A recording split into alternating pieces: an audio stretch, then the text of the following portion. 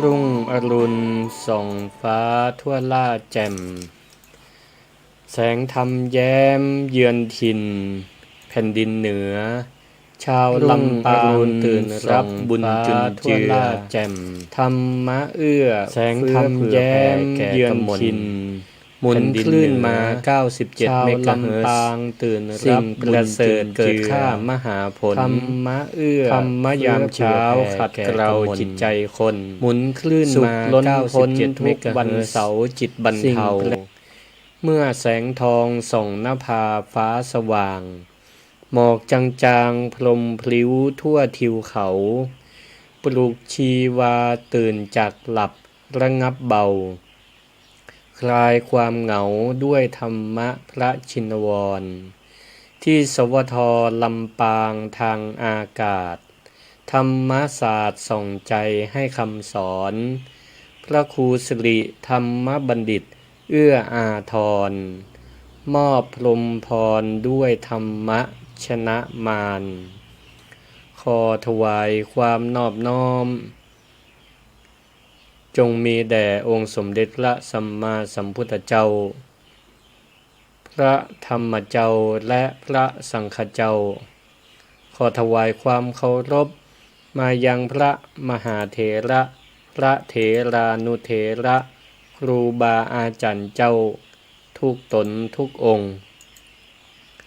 ขอเจริญปรเจริญธรรมมายังศรัทธา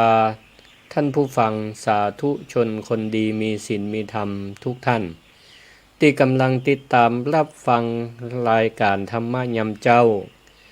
ทางคลื่นสถานีวิทยุกระจายเสียงแห่งประเทศไทยกรมประชาสัมพันธ์จังหวัดลำปางหรือสวทลำปาง FM 97.0 เมกะเฮิรตซ์แห่งนี้และสถานีวิทยุเครือข่ายคลื่นสีขาวเพื่อชาวประชาวัดบรรพตสถิตก็ดีและก็สถานีวิทยุคลื่นสีขาวเพื่อชาวประชาสถานที่ตั้งณวัดปากตังเจริญอำเภอดอยหล่อจังหวัดเชียงใหม่โดยเมตตาธรรมของท่านอาจารย์พระครูอภิวัฒนวิกรมรองเจ้าคณะอำเภอดอยหล่อผู้เป็นผู้อำนวยการสถานีที่ได้ลิงก์รายการธรรมยามเช้านี้ไปสู่ศรัทธาท่านผู้ฟังในภาคเหนือที่อยู่ยังที่ต่างๆเฮาก็ได้รับฟัง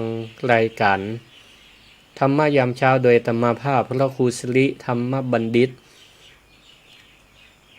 เจ้าอาวาสวัดมิ่งเมืองมูลตำบลพิชัยอำเภอเมืองจังหวัดลำปางอาจารย์ประจำวิทยาลัยสงฆ์นครลำปางมหาวิทยาลัยมหาจุฬาลงกรณราชวิทยาลัยเป็นมหาวิทยาลัยแห่งคณะสงฆ์ที่เปิดการเรียนการสอนในระดับอุดมศึกษาแก่พระภิกษุสามเณรและก็ศรัทธาญาติโยมคนทั่วไปทั้งหลายเฮาก็มาปะกันเป็นประจำแต่ละเจ้านั่นก็จะมีครูบาอาจารย์หมุนเวียนเปลี่ยนกันมาออกรายการเวลา 5:00 ถึง 6:00 นเจ้าส่วนอาตมาภาพนั่นก็ถ้าตอนเจ้าก็เวลา 5:00 ถึง 6:00 นทุกวันเสาร์ทุกวันเสาร์ถ้าเป็นวันศุกร์ก็ไม่คืนเวลา 20:00 ถึง 3:00 นรายการศิริธรรมกำเมืองแล้วก็วันติดศุกร์เสาร์ติดเนาะแต่วันเสาร์นี่ก็จะเป็นแม่เจ้า 5:00 ถึง 6:00 นส่วนวันติดแห่มกรรมก็เวลา 3 ถึง 4 ทุ่มก็ศรัทธาญาติโยมตั้งหลายเฮาก็มาพบมาปะกันเป็นประจำเช่นเคยทั้งนี้ที่ออกรายการนี้ได้ก็ต้องขออนุโมทนาขอบคุณยังผู้อำนวยการสถานีก็ดีและเจ้าหน้าที่บ่ว่าของสวทลำปางก็ดีของคลื่นสีขาวก็ดีวัดบรรพตก็ดีที่เปิ้นได้เสียสละเวลามาจัดแจงลิงก์สัญญาณอำนวยความสะดวกให้รายการธรรมยามเช้าโดยพระครูสิริธรรมบัณฑิตมาพบมาปะศรัทธาดังเช่นเคย บรรยากาศในเจ้าของตีจังหวัดลำปางตอนนี้นะเสียงนกเสียงกาก็เริ่มห้องกันละเตรียมออกเสาะว่าหากินกันนะที่วัดนี่ก็ไม่แต่ละต้นนี่โตค่ำแรงมาตอนเจ้ามาเสียงนกนี่เต็มพลึบนะเสียงนกนี่ถือว่ามันก็คงมาอาศัยนะวัดวาอารามนะเป็นที่อยู่อาศัยนะได้ก็นะเป็นที่กำบังของมันนะศรัทธาญาติโยมท่านสาธุชนนะก็ตอนเจ้าวันนี้ตื่นมาบางท่านก็นะนึ่งข้าวเป่าไฟหุงหาอาหารเตรียมทำกับข้าวใส่บาตรก็มีบางพ่องก็วันนี้เป็นวันเสาร์บางพ่องก็บ่ได้ไปทำการทำงานอันใดนะก็สามารถนอนฟังวิทยุฟังรายการธรรมะยามเจ้าไปตัวก็ต่างคนก็มีภารกิจหน้าที่ก็มีก็ยังต้องไปทำการทำงานอยู่บางพ่องก็อยู่ในกาดเปิดรายการฟังธรรมะไปตัวเปื่อนปอกก้าแม่ขายทั้งหลายได้ฟังไปด้วยกันก็มีอันนี้แหละก็ถือว่าเป็นการใช้ชีวิตที่บ่ประมาทเฮาก็ฟังธรรมะเพื่อเอาสารธรรมคำสอนขององค์สมเด็จพระสัมมาสัมพุทธเจ้ามาปรับประยุกต์ใจในชีวิตประจำวันศรัทธาญาติโยมท่านทั้งหลายร่างกายเฮานี่ตื่นมาเฮาก็ยังต้องรู้จักอาบน้ำแปรงฟันล้างหน้าล้างคราบของสิ่งสกปรกที่ก็อยู่ตามร่างกายให้มันออกไปจิตใจของคนเฮาก็เหมือนกันก่อนที่เฮาจะออกไปปะฝุ่นควันปะรถติดกะปะคนตั้งหลายกะปะเรื่องความวุ่นวายในแต่ละวันในชีวิตประจำวันจิตใจถ้ามันบ่มีเกาะป้องกันมันก็จะมีความงุดงิดง่ายขุ่นมัวก็ง่ายแต่ถ้าเฮามีธรรมะมาหล่อเลี้ยงตั้งแต่เจ้าตู่ขึ้นมามันก็จะเป็นจิตที่มีภูมิคุ้มกันที่แข็งแรงไผมาบดีใส่เฮาก็ยิ้มได้ไผมาเอาเปรียบเฮาก็ฮู้จักปล่อยวางได้อันนี้ล่ะศรัทธาญาติโยมทั้งหลายคืออานิสงส์ของการฟังธรรมะยามเจ้าจากครูบาอาจารย์ลูก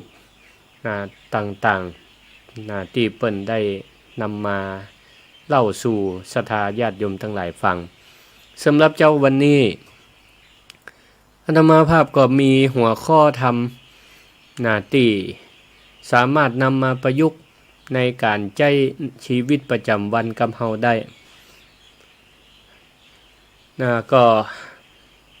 ได้ตั้งชื่อหัวข้อว่าเสรีภาพพาสุขใจ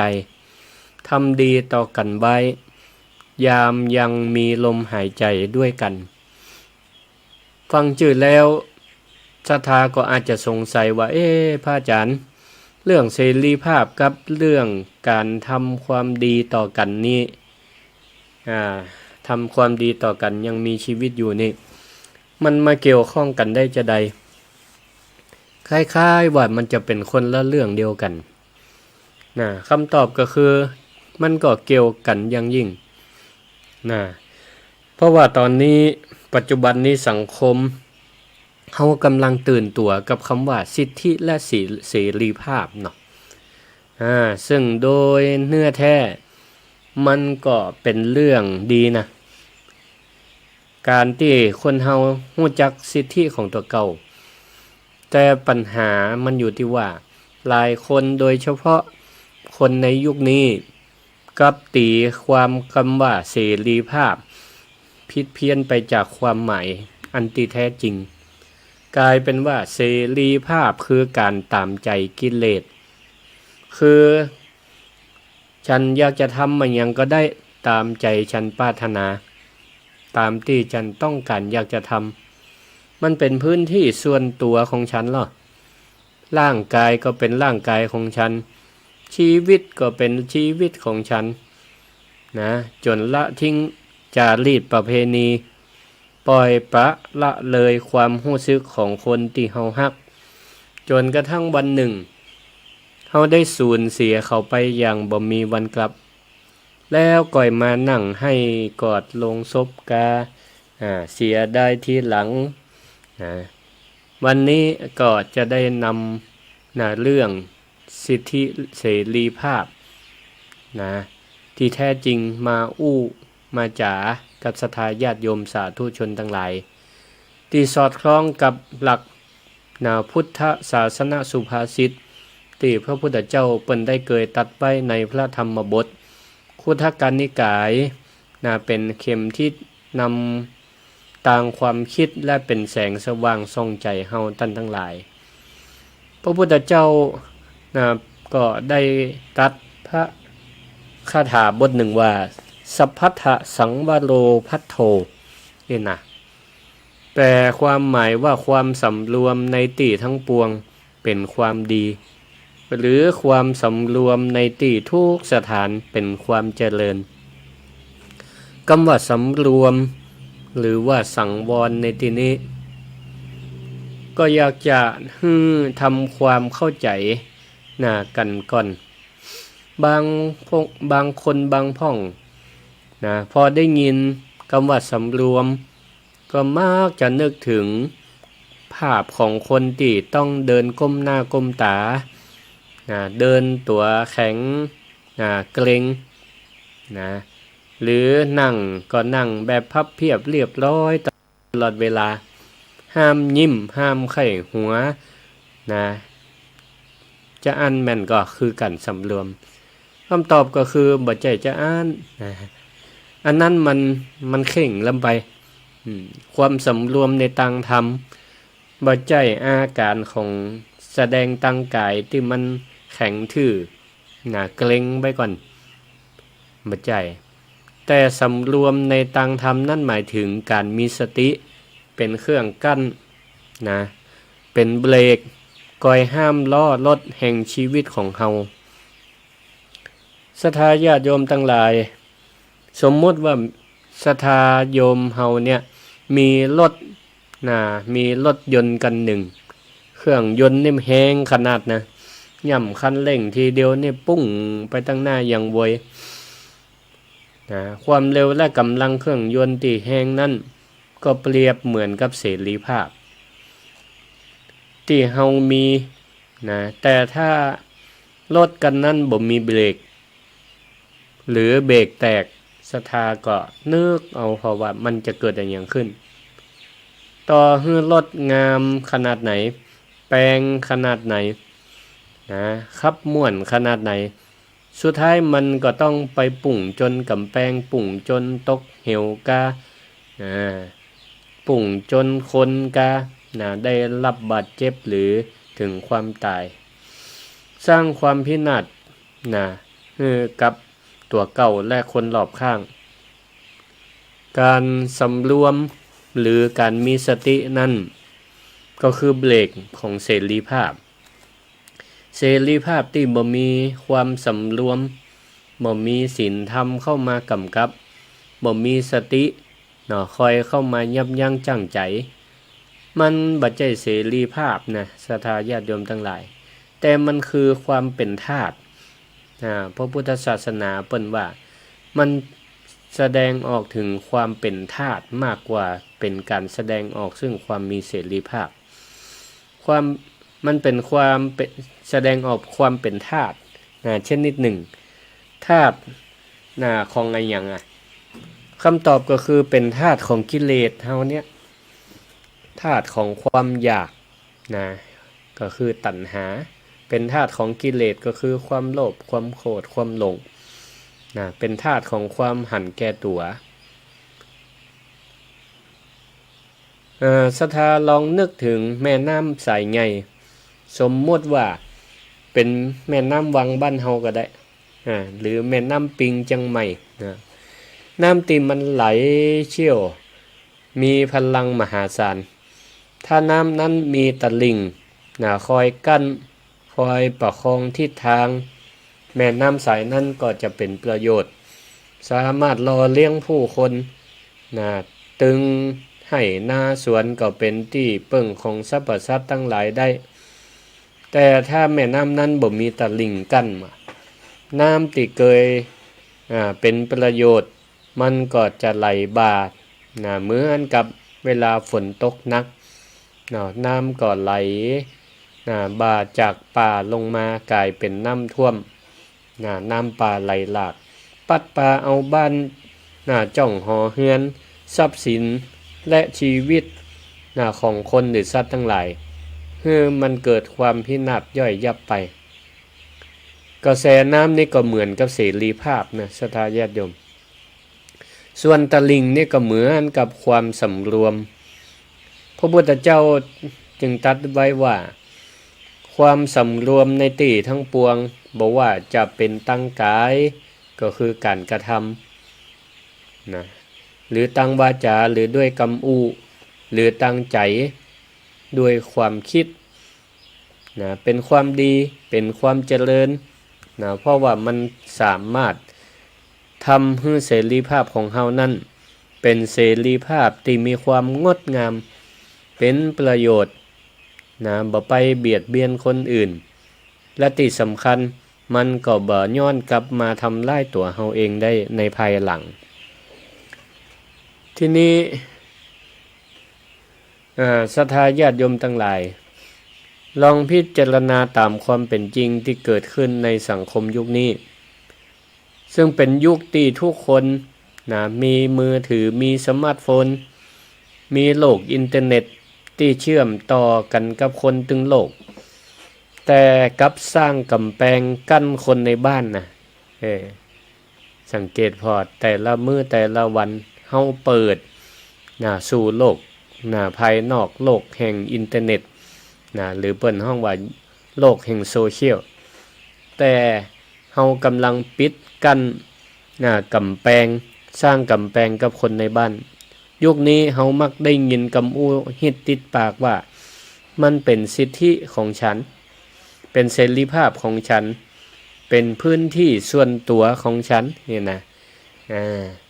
แม้แต่จะเล่น Facebook ก็มี Facebook เป็นของตัวเก่าบางคนก็จะคิดว่าอันเนี้ยมันเป็น Facebook ของเฮาพื้นที่ของเฮา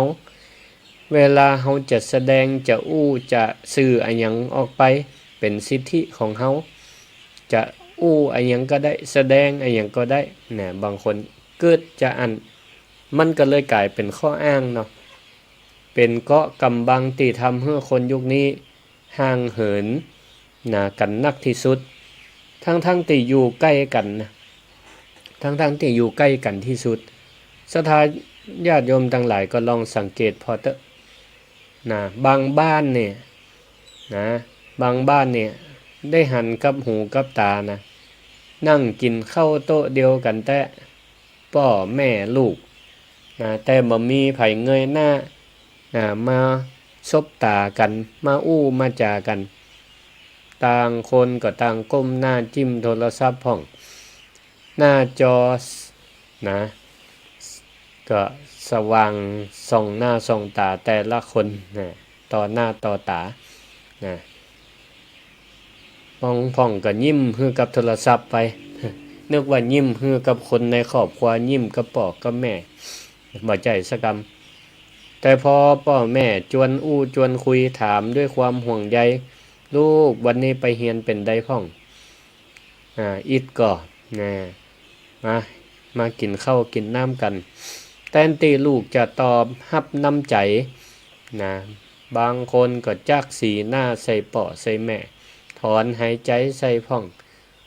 ตอบห้วนด้วยความบ่ค่อยพึงพอใจพ่องก็มี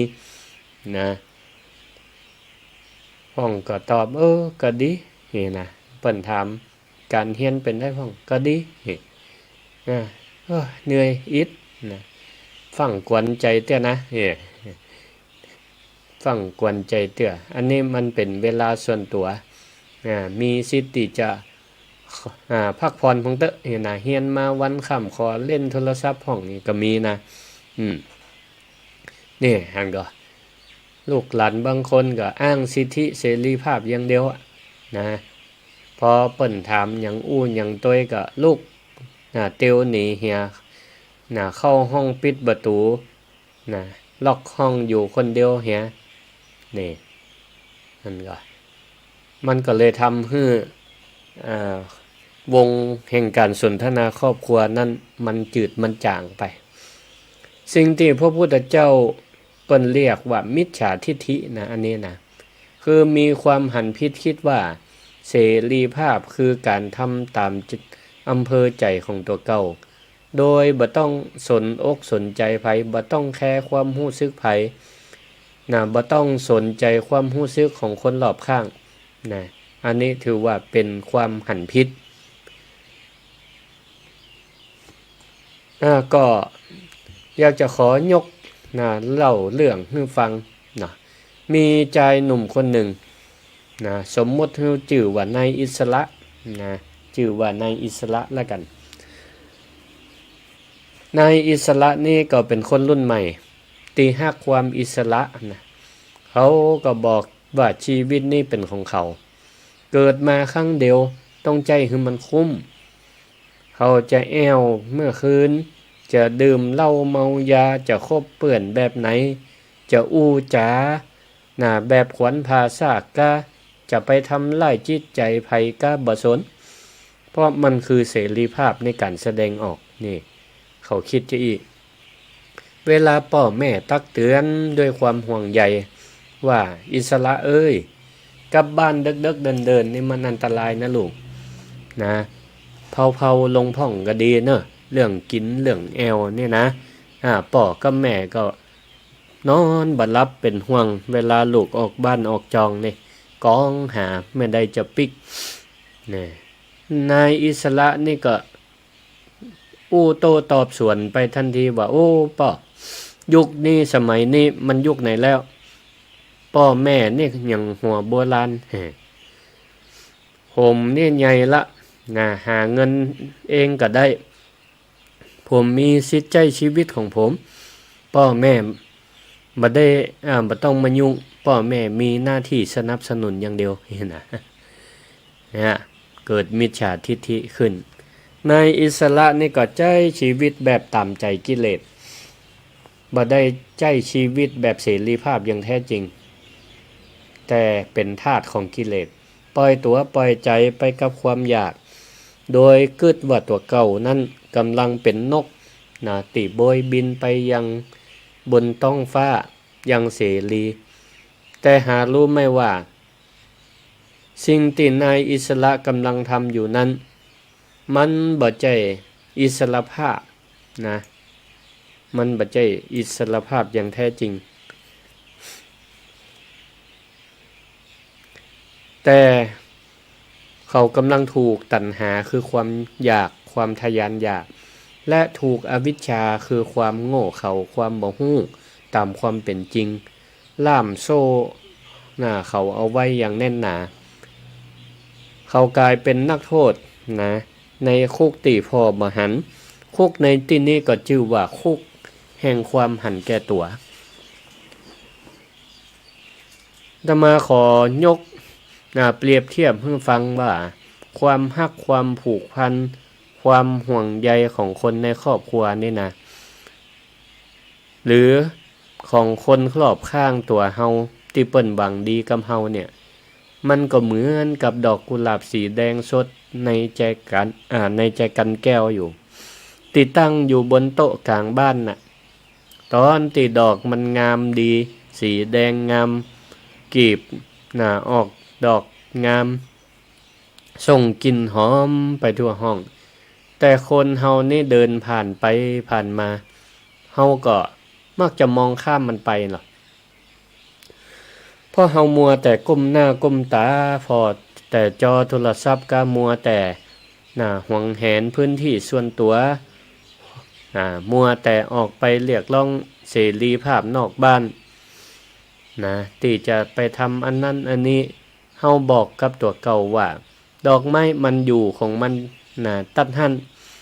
ก็มาหันต้องใส่อกใส่ใจหยังเดี๋ยวมันก็บานอยู่แบบนั้นแหละนะถ้าฉันจะไปทำธุระของฉันจะใช้ชีวิตของฉันนะก็ละเลยไปละเลยนะที่จะเปลี่ยนน้ำใจกันก็ดีละเลยที่จะพอก้านพอใบมันก็นะละเลยที่จะชมความงามของมันตอนที่มันยังสดมันงามอยู่พอการเวลาผ่านไปกระทั่งวันหนึ่งนะเฮาได้เดินผ่านโต๊ะตัวเก่าแจกันใบเดิมเนาะเฮาก็จะหันว่าโอ้ดอกกุหลาบนะแต่ก่อนมันสวยสดงดงามบัดตันได้ชมมาหันแหมกำมันเหี่ยวไปละกีบใบก็เริ่มร่วงหล่นไปละนะเริ่มแห้งเริ่มเปลี่ยนสีเป็นสีน้ำตาลนะก้านพับงอคอตกละเนี่ยศรัทธาญาติโยมทั้งหลาย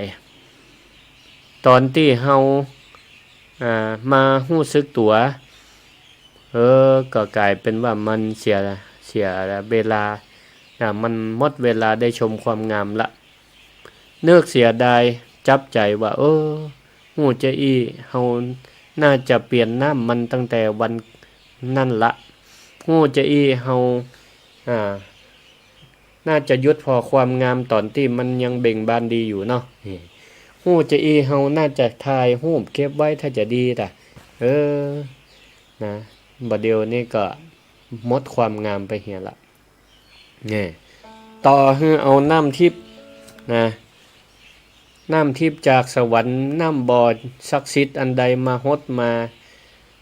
ใส่ก็บ่สามารถจะให้ดอกมันฟื้นคืนมาได้ชีวิตของคนเฮาความสัมพันธ์ของคนเฮาก็เหมือนกันนะศรัทธาญาติโยมทั้งหลายสังคมปัจจุบันนี่มันเป็นแบบสำนวนไทยที่ว่าตอนอยู่มหันค่าไปเวทนาเอาตอนตายตอนเป็นนี่บ่ยอมทำความดีให้กันบ่ทำดีบ่อู้ดีบ่กึดดีต่อกันนะพอเปิ้นตายจากก็มาให้มาเสียอกเสียใจนะอันนี้เนี่ยเฮาก็หันมานักตอนนักละตอนที่พ่อแม่ยังอยู่ภรรยาสามียังแข็งแรงอยู่นะเพื่อนฝูงก็ยังไปมาหาสู่กันดีนะมีลูกมีหลานเต็มบ้าน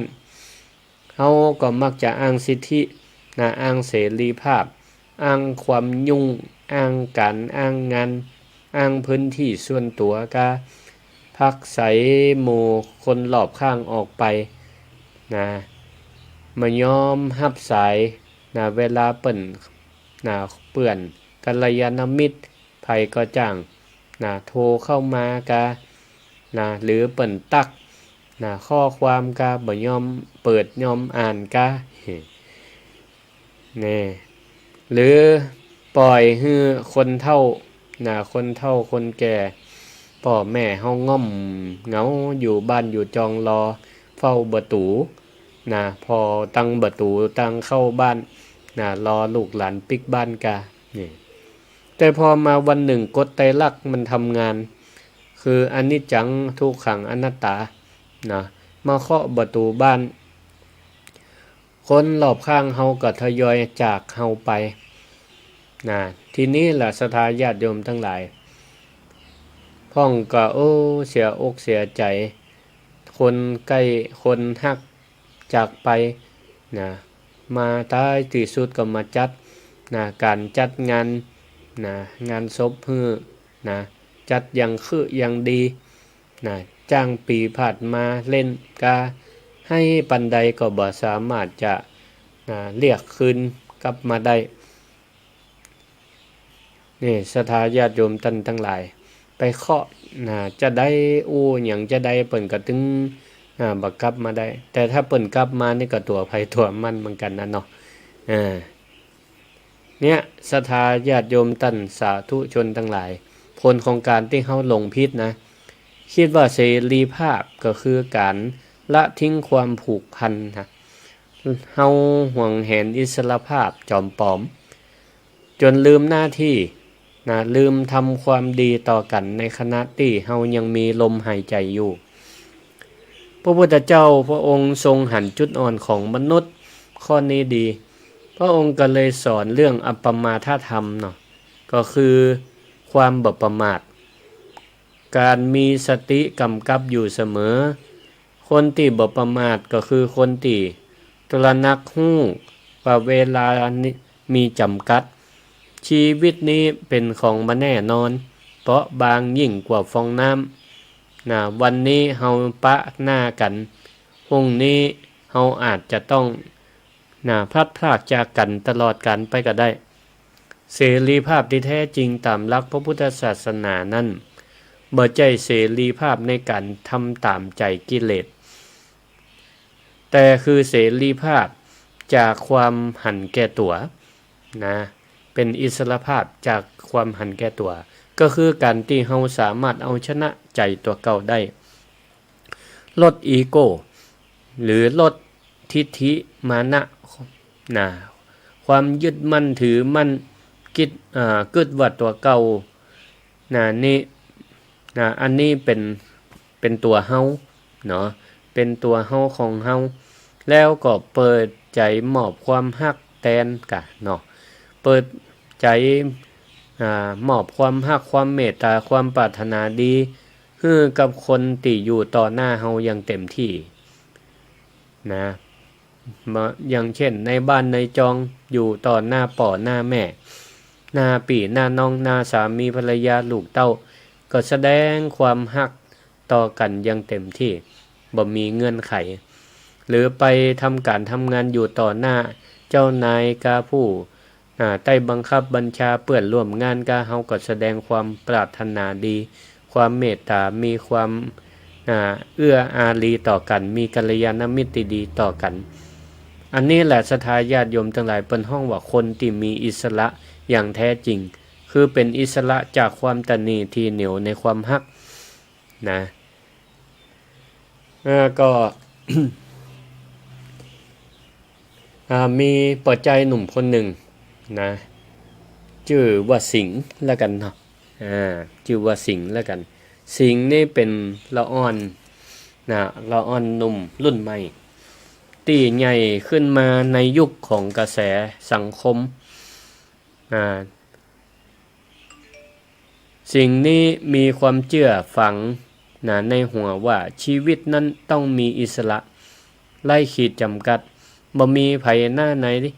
หรือจารีตประเพณีไหนมาบงการชีวิตของในสิ่งนี้ได้ฉันก็คือเจ้านายของตัวเก่าคนสมัยนี้ก็มีความคิดจะอีนี่มาน้อยเหมือนกันสิ่งนี้ก็อาศัยอยู่กับแม่แก่ๆที่ต่างจังหวัด2 คนแม่ลูกแม่ของสิงห์นั่นก็เป็นแม่หญิงเจ้าบ้านธรรมดาที่ฮักและห่วงใยลูกแล้วก็คอยที่จะตื่นเจ้านึ่งข้าวเป่าไฟทำกับข้าวกับป่าให้ลูกคอยซักเสื้อซักผ้าคอยทำไทยเวลาสิงปีกบ้านดึกแต่นายสิงนี้กับมองว่าความฮักความห่วงใยของแม่นี่เหมือนโซ่เหมือนโซ่ที่ก้อยล่ามมัดตัวเก่าเป็นพันธนาการที่ล่ามอิสระของเขาไว้ก็เลยเกิดความรำคาญทำให้เขานั่นไปไหนมาไหนนี่บ่สะดวกวันหนึ่งสิงก็โอดบ่ได้ในความอึดอัดที่พ่อแม่ที่แม่เปิ้นได้แสดงความห่วงใยก็เลยเก็บผ้าเก็บครัวยัดใส่กระเป๋าแล้วก็บอกแม่ที่กำลังอยู่ห้องครัวอยู่ว่าแม่ผมจะเข้ากรุงเทพนี่ผมต้องการเสรีภาพอยากจะไปใช้ชีวิตตัวเก่าตามหาความฝันแม่บ่ต้องโทรตัวหาบ่ต้องห่วงผมใหญ่ละผมมีสิทธิของผมแม่ดูแลตัวเก่าไปเถอะผู้เป็นแม่แก่ชราก็มือเปื้อนฟองกำลังล้างถ้วยล้างจานอยู่ได้ก็ยืนน้ำตาซึมพ พอแผ่นหลังของลูกที่เดินไปออกประตูบ้านไปโดยบ่ได้ปิปากห้ามสักกำพ่อฮักลูกก็เลยยอมปล่อยลูกไปสิงห์ก็ไปอาศัยอยู่ในเมืองหลวงกรุงเทพเมืองที่เต็มไปด้วยแสงสีเสียงเขาก็ใจชีวิตที่มันสุดตรงแอวกินดื่มใจเงินที่ไปทำการทำงานได้มาก็ปนเปื้อกับความสุขชั่วคราวไผเตือนก็บ่ฟังเขาบอกกับเปื่อนกับฝูงในวงเล่าว่าอันเนี้ยคือเสรีภาพไงชีวิตที่ฉันใฝ่ฝันมามีไผมาจมมามีไผมาด่านี่โอ้มีความสุขแตะนะเวลาแม่โทรศัพท์มาจากต่างจังหวัดสิงห์ก็มักจะพอหน้าจอแล้วก็กดตัดสายขว้างหรือถ้าวันไหนอารมณ์ดีหน่อยก็กดรับสายแล้วก็อู้ตะคอกใส่โทรศัพท์โอ้แม่กะโทรมาอย่างมันแตะมันว่าโทรมาอย่างมันแตะอย่างมันว่าอันนี้พื้นที่ส่วนตัวของผมนะไปยุ่งกับผมนักรำคาญว่าไปสะปะสะปัน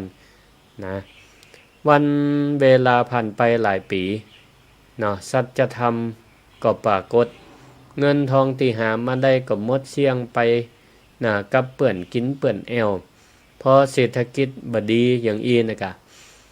สิงก็ตกงานแถมยังล้มป่วยล้มป่วยเป็นไข้หวัดสายพันธุ์ใหญ่สายพันธุ์ใหม่บ่มีเปื่อนหน้าไหนที่มาจวนไปจนแก้วล่ะมันตึงเหมือนกำตีเปิ้นว่าเนาะเมื่อมั่งมีมิตรมากมุ่งหมายมองนี่ล่ะกะสิ่งก็ต้องนอนสมเป็นไข้เมื่อยอยู่คนเดียวมีไผมาผอมมาก้อยในขณะที่เขากำลังหมดอะไรตายอยากรู้สึกเหมือนว่าตัวเก่ากำลังจะตายอยู่ขณะนั้นมือตีสั่น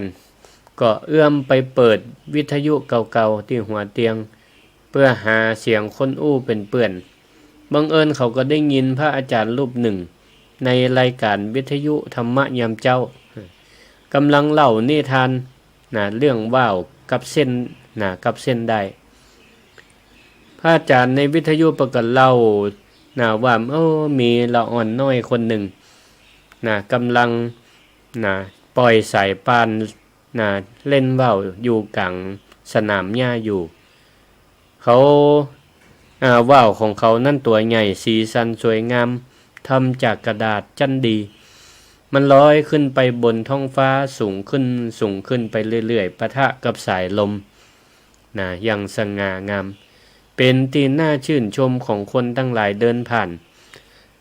เด็กน้อยคนนี้ก็แงนหน้าพอว่าวของตัวเก่าแล้วก็จู่ๆก็เกิดความกึดขึ้นในใจว่าว่าวตัวนี้มันมีปีกกว้าง มันบินได้งามแต่จะได้ว่ามันต้องถูกลังถูกดึงดึงซ้ายดึงขวาถูกดึงด้วยเส้นได้เจือกเส้นได้นี้ เจือกเส้นได้เส้นน้อยๆนี่ถ้าเฮาตัดเจือกจะตัดได้นี่ไปแล้วเนี่ยว่าวมันถ้าจะมี ขออภัยนะว่าวมันน่าจะมีเสรีภาพอย่างแท้จริงเนาะบินขึ้นไปทะยานบนฟ้า ถึงก้อนเมฆถึงดวงดาวบนฟ้าแน่นอนด้วยความไร้เดียงสาและความบ่ฮู้ของละอ่อนน้อยก็เลยล่วงเอากรรไกรในกระเป๋าออกมาแล้วก็ตัดเจือกสายว่าวนั้นขาดไปสถานญาติโยมทั้งหลายก็เกิดว่ามันเกิดอย่างขึ้นกับว่าวตัวนี้แทนที่มันจะบินสูงขึ้นเนาะพอเจือกมันปุ๊ดไปเนี่ยมันก็กลายเป็นว่าเสียการทรงตัวทันทีมันปิวไปตามต้านกระแสลมบ่ได้ก็เลยหัวดิกคว่ำตกลงมาสู่จากกลางอากาศสู่ดินปรากฏว่ามงตกดิน เสียหายเกิด ความเสียหายสิ้นความสวยงามที่นี้พระอาจารย์ในวิทยุก็สรุปทิ้งท้ายว่ามนุษย์ของคนเฮาก็เหมือนกับว่าวตัวนั่นแหละศรัทธาญาติโยมการที่เฮาสามารถทะยานขึ้นสู่ความสำเร็จเฮาก็มีหน้ามีตาในสังคมได้เฮามีอิสระในการใช้ชีวิตอย่างปลอดภัยได้ก็เพราะว่าอย่างเพราะว่าเฮามีเส้นได้ก็คือเส้นได้แห่งความฮักความห่วงใยศีลธรรมและจารีตประเพณีจากป่อจากแม่จากครูบาอาจารย์จากคนใกล้ชิดคนรอบข้างคอยลั่งคอยประคอง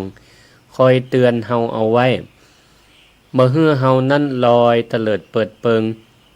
ไปตามกระแสของกิเลสแต่คนโง่เขาตะอันมักจะมองว่าเส้นได้แห่งความฮักนั้นคือโซ่คือความน่ารำคาญใจก็เลยพยายามที่จะตัดมันขว้างพักใส่ครอบครัวบ่ฮื้อมาสนอกสนใจตัวเก่าเพื่อแสวงหาเสรีภาพจอมปลอมสุดท้ายชีวิตก็ต้องตกต่ำพังพินาศเหมือนกับว่าวที่มันปุดมันขาดจากได้ไปนั่นพอในสิงที่นอนป่วยอยู่ฟังนิทานเรื่องนี้ปุ๊บน้ำตาก็น้ำตาลูกประจายก็ไหลนึก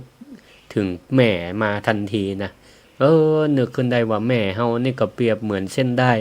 ที่คอยประคับประคองชีวิตเฮามาโดยตลอดโลกนี่เฮานี่ยังมาโง่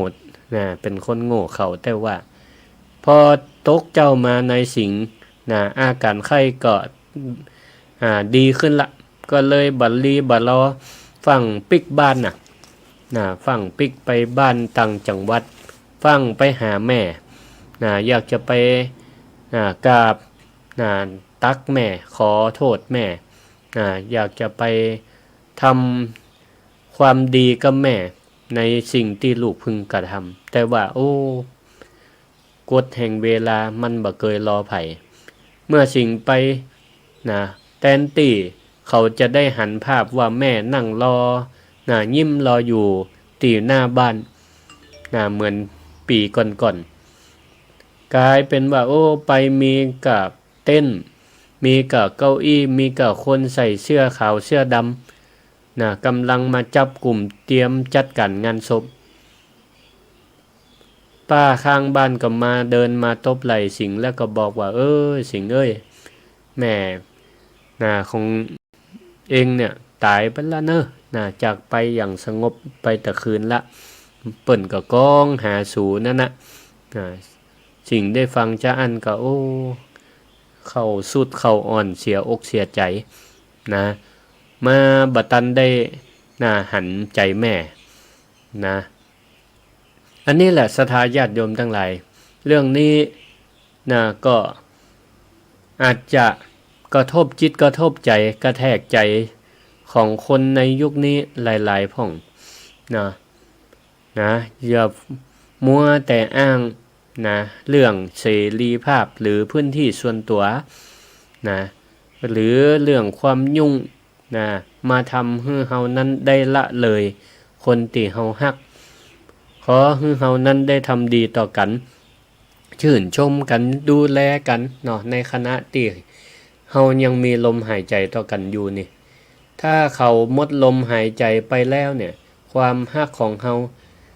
จะฮักปันใดก็ตามจะดีปันใดก็ตามมันก็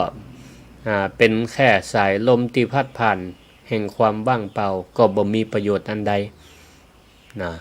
มันก็บ่มีประโยชน์อันใดเนี่ยศรัทธาญาติโยมทั้งหลายอ้างสิทธิเสรีภาพเป็นของลบละทิ้งกันลุ่มหลงในภาพฝันว่าตัวฉันนั้นเสรีแท้จริงคือธาตุของกิเลสก่อเหตุให้หมองสีทำร้ายคนแสนดีที่ห่วงใยอยู่ทุกวันขอให้เฮานั้นจงตื่นจากความหลงดำลงฮักและผูกพันทำดีมอบให้กันยามชีวันยังหายใจดอกไม้ยังสดจงชื่นชมและฮือสมใจเหี่ยวเฉาล่วงโรยไปจะอะไรก็ไร้คุณเพราะฉะนั้น ศรัทธาญาติโยมสาธุชนทั้งหลายอาตมาก็ขอแนะนำรักกันเอาไปประยุกต์ใช้การใช้เสรีภาพที่ถูกต้องเนาะข้อที่หนึ่งสำหรับคนที่เป็นป่อเป็นแม่และเป็นลูก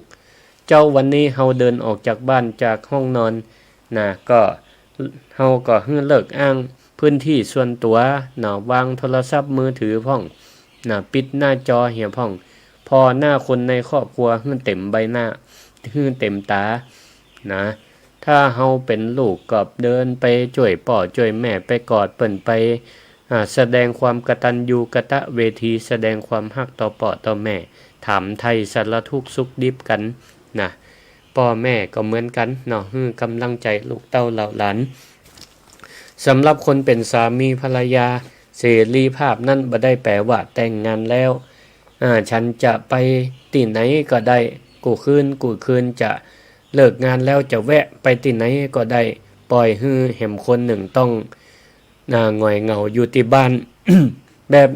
เจ้าอี้ก็บ่ได้ห้องว่าสิทธิและเสรีภาพเปิ้นห้องว่าเป็นคนหันแก่ตัวเฮาลองใจเสรีภาพที่เฮามีเนี่ยเลือกที่จะ ดูแลซึ่งกันและกันทำมาอย่างให้กันและกันชงกาแฟให้กันและกันก็ช่วยกันทำการทำงานบ้านก็แบ่งเบาภาระกันก็อย่างนี้มันก็จะได้เกิดความทรงจำที่ดีให้กันอย่างนี้สำหรับคนที่เป็นเพื่อนร่วมงานในที่ทำงานก็ดีที่ทำงานก็เหมือนกันเฮาก็ทำงานร่วมกันกับคนหมู่หลายเฮามีสิทธิที่จะมีสิทธิเสรีภาพที่จะวิจารณ์การทำงานของคนอื่นก็ได้แต่เฮาจะใจเสรีภาพนั้นไปทำลายบรรยากาศการทำงานสร้างศัตรูไปเนี่ยหยัง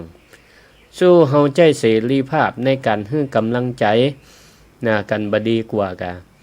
หันเปื่อนทำงานนักหน้าดำค่ำเครียดก็เดินไปช่วยกะแสดงความมีน้ำอกน้ำใจไปแบ่งเบาถ้าเฮาทำการทำงานของตัวเองเสร็จเรียบร้อยเฮาก็แสดงออกซึ่งความมีน้ำใจช่วยเปื่อนทำการทำงานก็เนิกเหี่ยวว่างานขององค์กรนั่นก็เหมือนงานของเฮาช่วยกันทำการทำงานหรือหันเปิ้นทำการทำงานมีน้ำใจเอาน้ำเย็นไปฮื้อซื้อขนมนมนิ้วมาก็แบ่งปันสู่กินกันอย่างเอี้ยฮื้อกำลังใจซึ่งกันและกันอย่างนี้นี่ศรัทธาญาติโยมทั้งหลายสิ่งที่เฮาทำเล็กๆน้อยๆหรือกำอู้ดีๆที่มีให้กันเนี่ยมันก็ต่อพลังชีวิตให้กันได้ทำให้คนทุกคนทำงานอย่างมีความสุขคนสำราญงานก็สำเร็จสังคมก็น่าอยู่เนาะและศรัทธาญาติโยมตั้นสาธุชนทั้งหลายเราก็มาถึงช่วงท้ายรายการก็จะเปิดไมค์ให้ศรัทธาญาติโยมได้โทรเข้ามาแสดงความคิดความเห็นหรือว่าใครฟังอยู่ตั้งใดได้สาระอันใดก็โทรมาแจ้งกันได้064 949 5999รายการธรรมะยามเจ้าจากพระครูสิริธรรมบัณฑิตว่าแล้วก็โทรมากันนะเนาะเจริญปอนไว้สาเจ้าท่านครูเจ้าแม่หยังก็อันนี้คนเวียงป่าเป้าเจ้าเวียงป่าเป้าฟังขึ้นอันยังนี่มาอยู่เชียงใหม่ฟังขึ้น104เจ้า104วัดไฟหินเนาะเจ้าสาธุคนเวียงป่าเป้าแต่มาอยู่เชียงใหม่ฟังตลอดสาธุอนุโมทนาเป็นกำลังใจนะเจ้าขอบคุณหลายๆเน้อเจริญปอนอยู่ดีมีสุขเจริญปอนนมัสการพระอาจารย์เจ้าธรรมะใกล้ตัววันนี้ถูกอกถูกใจดีเจ้าสาธุโยมกรอุมาเนาะเป็นกำลังใจพระอาจารย์เน้อฟังชัดเจนดีเจ้าอันนี้ฟังตังใดฟังทางเฟซตัววิทยุตัวแล้วก็พระอาจารย์หวนนี่น้องยักษ์ต่อแหมชั่วโมงนึงได้บ่อันไว้ฮื้อตนอื่นเปิ้นอู้กันพ้องกะ ม่วนก็ติดตามต่อ จ้าเนอะสาธุ สาธุสาธุเจริญพร เจ้า ม่วนก็ฟังต่อวันต่อไปเนอะศุกร์เสาร์อาทิตย์นะศุกร์กับวันอาทิตย์นี่ออกเมื่อคืนวันเสาร์นี่ออกตี 5 ถึง 6 โมงนะเจริญพร เจ้าข่าวภาษาเจ้าทานพระครู แม่หยังก็ แม่คำนวณเทศสอนบางปานเจ้า ฟังขึ้นอย่าแม่ แม่ฟังเดินดินทินลันนาสันปัดตองเชียงใหม่เหมือนเจ้า โอ้นั่นชัดเจนดี สาธุสาธุขอบคุณที่ติดตามเนอะอยู่ดีมีสุขเจริญพร เจ้า เจริญพรแม่แก้วเจริญพรเนอะ เจ้า น้องฟัง เด้อทำมาเป็นหมวนนี้เด้อ สาธุฟังตึงแม่วันแม่คืนเนาะ ฟังถึงแบบวันไม่คืน ดีละมีธรรมะเป็นกูเป็นเปื่อนแน่ ติดตามจะดีเด้อ ดีมากนะ เจ้า สุขภาพแข็งแรง สาธุเจริญพรเจริญพร นมัสการด้วยสาเจ้าท่านพระครู แม่บันเย็นเนาะ เจ้าธรรมะเจ้านี่มีความมู่ดีเนาะท่านเนาะ ดีสาธุขอบคุณเนอ ฟังตั้งแต่ตี 5แล้วท่านพระครูเจ้า ลูกเจ้ามาฟังธรรมะนะ เจ้า ดีละ แม่ฟังตั้งแต่ตี 5แล้วได้ อนุโมทนา เจ้า ขอบคุณนะแม่บันเย็นนะ เจ้าแม่บั สาธุ ง เจริญพรเจริญพร เจ้า ขอบคุณทุกสายติดตามรับฟังแล้วก็โทรมารายงานขึ้นฟังหลายหลายตังเนาะเจริญพร ไว้สาเจ้า แม่หยังก็ แม่ทองสุกมันนังแลเจ้า แม่ทองสุกบ้านนางแลเนาะ เจ้า ฟังขึ้นวัดบรรพตกะ เจ้า สาธุชัดเจนดีเนาะ ท่านพระครูเจ้า ฮะ ถูกใจขนาดเร็วนี่ ล่า เจ้า สาธุดีละ มันยังมีหนักอยู่นะเรียนที่นี่นะ เนาะมีหนักเลยอ่ะ ดีละสอนลูกสอนหลานเนอะเฮ้ เจ้า ดีละ เจ้า อนุโมทนาแม่ทองสุขเจริญพรเนอะ เจ้าไว้สาเจ้า เจริญพร เจ้ากลับไว้สาเจ้าท่านพระอาจารย์ แม่หยัง สุเกี้ยวแม่สุเกี้ยววันศิลปรสิทธิ์ ละปูน ละปูนเนอะ สาธุ ทำแม่มาเจ้านี่แน่เขาละอ่อนเขาฟังเนาะ โอ้โหสอนอกสอนใจดีแต๊ะๆเลยอะ ดี ถ้าละอ่อนได้ฟังนี่ข่อยได้มีกำกึดเด้อเจ้า สาธุ โอ้โหทำแม่อีหมอนเอามาออกบ่อยๆเด้อ ได้สาธุนะ เจ้าบอกไว้จ้าเด้อ ขอบคุณติดตามเจ เจ้า ริญ ติด พ กับ ร เมื่อเช้าเมื่อแรงเด้อเจ้า อยู่ดีมีสุข จ้า อันนี้ก็ฟังอยู่ละปูนบุญบันห้องโทรมาทุกครั้งนะเวลาออกรายการแม่สุกแก้วเอกอนุโมทนา และนอกจากนั้นก็ติดตามตัง Facebook ไลฟ์ก็มีนะวิทยุออนไลน์ก็มีประเดี๋ยวนี้การเผยแพร่พระพุทธศาสนานี่ก็ไปกว้างไปไกลนะตัง Facebook ไลฟ์นะก็โยมนวลศรีมณีรัตน์โยมสลินทิพย์บุญเลิศโยมฟองคำตันโยมชุติการรอดพยัญโยมสมควรใจน้อยโยมเพนกาฟังโยมทิพยชัดใจกาวังโยมกรอุมาปัญญาคำติโทรมาตะกี้เนาะโยมแม่เพนศรีสุทะตะกี้แม่เปิ่นโทรมาละโยมสง่าลุ่มแม่น้ำวังโยมจงดี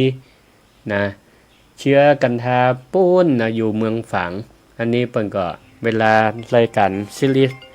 ทำกำเมืองก็ดีธรรมะยามเช้าออกเปิ่นก็แชร์ไปให้กลุ่มเปิ่นได้ฟังเนาะเจริญพร ไปสาเจ้า แม่น้อยตาโท เจ้า สาธุ แม่พังโยนเนี่ยก็เข้าใจดีทุกอย่างเนาะ สาธุดีมากแม่เป็นกำลังใจนะท่านนะ ขอบคุณขอบคุณอยู่ดีมีสุขเฮ้ เจ้า สาธุเจริญพร เจ้า แม่นิตยาเจริญพร เจ้า แม่ฟังไปรับไป ฟังไปรับไปพูดเก่งพูดกลางกันน่ะ เจ้าเจ้า ขอบคุณ แต่นโทรไปหลายรอบแล้วก็ว่าประทิดเจ้า สาธุสาธุพอดีสาย เจ้า เข้าเนอะ เจ้า ขอบคุณหลายขอบคุณหลาย อยู่ดีมีสุข เจ้า แล้วก็ไผติดตามตั้ง Facebook ไลฟ์แหมมีอาเม้งนาเมืองรถมายมเพ็ญศรีสิงห์สิริบันตาสมปอยหนุ่มละปูนคนเมืองเหนือสาธุนะแล้วก็นอกจากนั้นพ่องก็ติดตามตั้งสวทนะสวทลำปางก็มี Facebook ไลฟ์เหมือนกันก็ติดตามรับฟังหลายที่หลายทางฟังแล้วก็ถ้าคิดว่าได้เ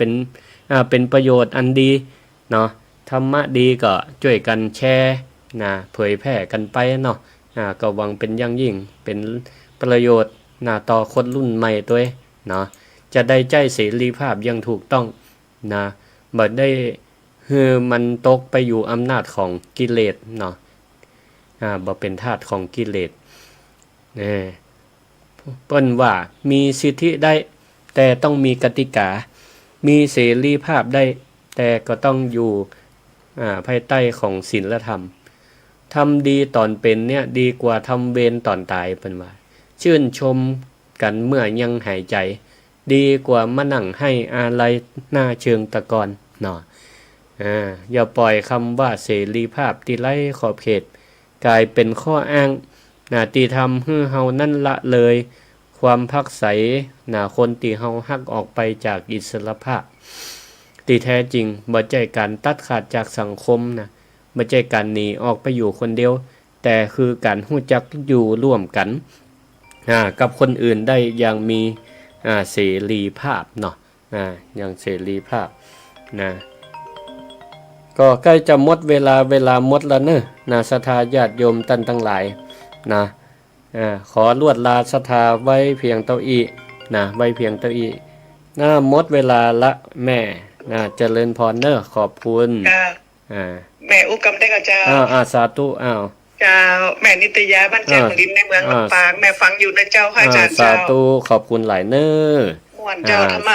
ม่วนทุกวันทุกขั้นทันออกเลยเจ้าสาธุขอบคุณหมดเวลาหมดเนอะเจ้าแม่ติดตามอยู่เจ้าเป็นกำลังใจให้นะเจ้าสาธุอยู่ดีมีสุขเนอะอายุมั่นขวัญยืนอายุวันโนสุขังปะลัง